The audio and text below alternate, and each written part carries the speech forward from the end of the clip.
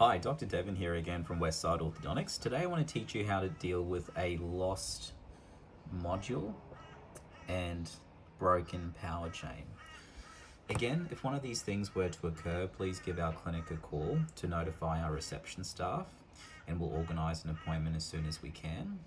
Whilst waiting, rest assured that a lost module won't really do too much harm. Sometimes the tooth may move a little bit, but often not.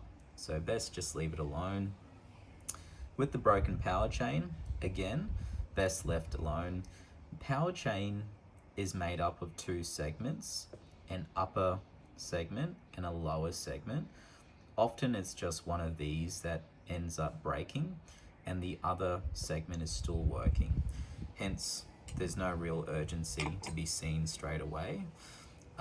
If the broken segment is a bit sharp, because often this frayed end can irritate the lip, it's best to use some orthodontic wax rolled up into a ball and place it over the sharp spot, and that should do the trick.